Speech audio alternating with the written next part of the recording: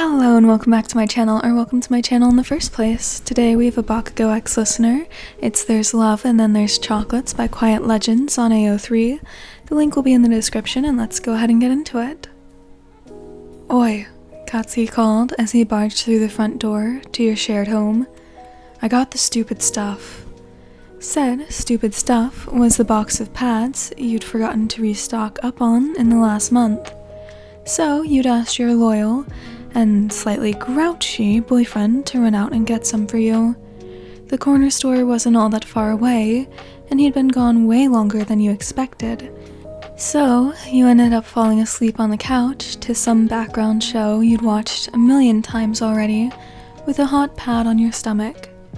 A mound of your softest blankets wrapped around your form like a cocoon as you rode out your miserable cramps. When he got no answer from you, he slammed the door shut and wandered into the living room to see you curled up on the corner of the couch, dead asleep. It was too damn cute, so he dropped the bag off the dining room table and plodded over to the couch to get a better view.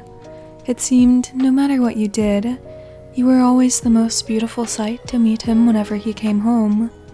That natural frown was replaced by a soft smile as he sat on the other end of the couch to watch you for just a bit longer. The sudden dip of the cushions jarred you awake, and you sat up, flinging a few blankets on Katsuki in the process as you looked around wildly. Really, he said, pulling the blanket off his head. All that noise and sitting is what wakes you up. We need to work on your awareness skills. Ugh, no thanks.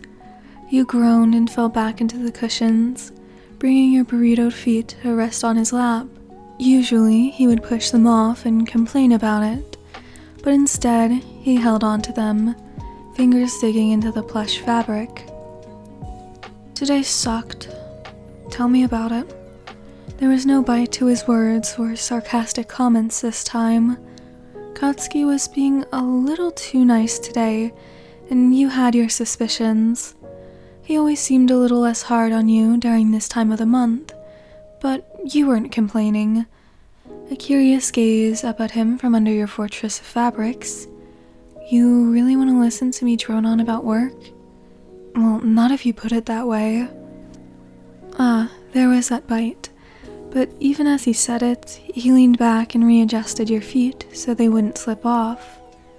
After the way your day had gone, you were enjoying this side of your boyfriend. You wanted to make it last as long as possible, so you threw off a few blankets and crawled over to cozy up on his side. That's when he noticed what you were wearing. Is that my sweatshirt? He gawked at the oversized material on you. Katsuki was a big man. Being a pro hero meant serious muscle, which meant that his sweatshirts were the perfect comfy clothes to wear for relaxing at home. Maybe. A coy smile, and you pushed yourself further into his shoulder for maximum cuddles. It's soft and it smells like you, so I'm keeping it. And now we match. You poked the material designed to resemble his hero costume. It was one of his first merch prototypes from years ago that had been sitting in the back of his closet. That is, until you found it.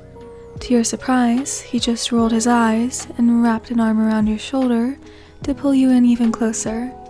Not even a single growl about taking his shit. Usually, whenever you wore his stuff, he would put up a whole fight until he relented. Whatever, he mumbled. I like you in my colors. Oh, shut up. You like me in any color. He smirked, finding his giant hand slung over your shoulder. Ever so slightly, you traced your fingers over the rough, callous skin of his palm. Thanks for running to the store. Katsuki could only stare down at your hand, ghosting over his own. Even after all the time you've been together, he still got chills every time you touched him like that, and it always ignited something in his heart, something he never felt before he met you, and something he would chase to the ends of the earth to keep. He knew for a long time that you were the one. He was just terrible with words. Action was more his style, but he was trying. You still haven't told me about work, he said, pulling himself out of his head. How was it? Brutal, he sighed. turning his palm down so you could trace the backside of his hand. I was running from meeting to meeting with a little chainsaw tearing through my uterus all day long, and when I wasn't running from meeting to meeting, I was buried under a mountain of paperwork. Rolling your head so you can look at him and pull his hand close to your face until his fingers brushed your cheek. It was exhausting, and I'm glad to be home with you, but I'm also starving. What do you want for dinner? Leave that to me. I'll start in a minute, but he pulled a small bag from his pocket, and you instantly recognize the label. I picked this up when I was out.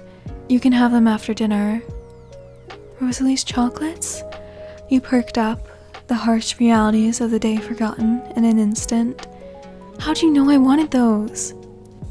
When you stretched out to grab the bag, he pulled them out of your reach. After dinner, I won't have my cooking ruined by a spoiled appetite. He unhooked himself from you and stood up. With no support to lean on, you fell into his now empty spot. But you huffed, pulling yourself up with a pout, grabbing hold of his arm. "Aw, come on, babe. Just one. I'm literally dying over here."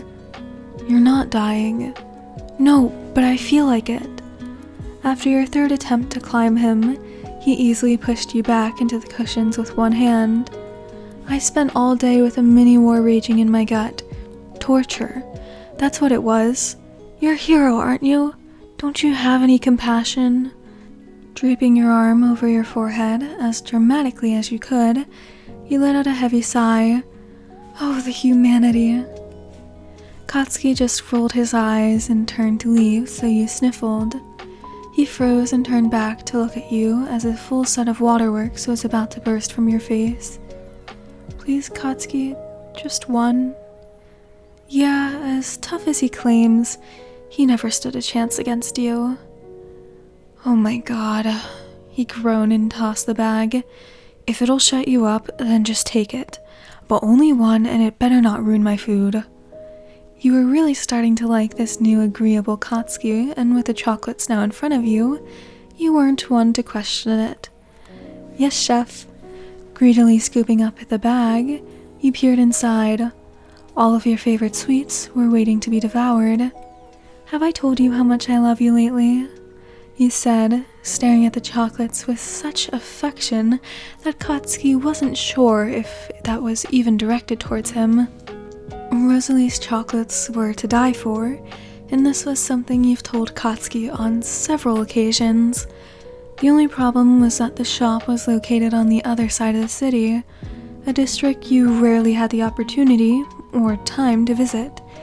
So tasting these sweets was a rarity on its own, one you were planning on thoroughly enjoying. That must have been what took him so long. He remembered how much you loved these candies and went out of his way to surprise you with them.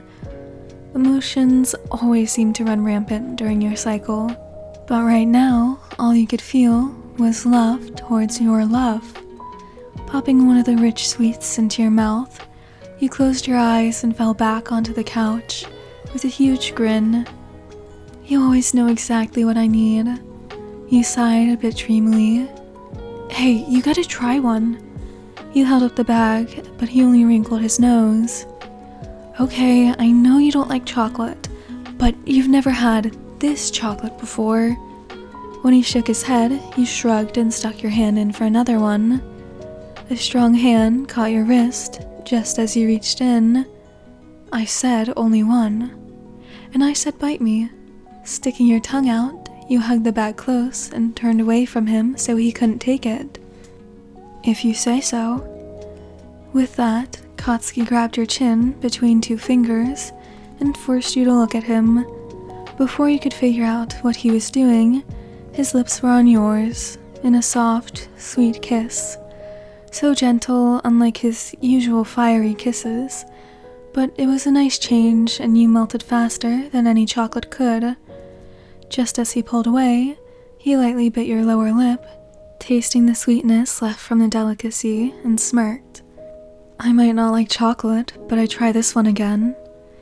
It took you a moment to recover, and a few fluttery blinks later, you smacked his shoulder with a laugh and went to pull another one from the bag, only to realize it wasn't in your hand anymore. The sneaky bastard used that kiss as a distraction to steal back the bag. Hey! He gave you a smug smile, tossing the bag up and down in his hand. You can have it back after dinner. Then he stood up and walked into the kitchen, leaving you empty-handed on the couch with a warm sting of his little taste test on your lips. If you're good. Alright, that's the end of this one. I hope you enjoyed. Sorry for being so inconsistent with posting. I hope you have a great rest of your day, night, whatever, and I hope to see you in the next one. Goodbye!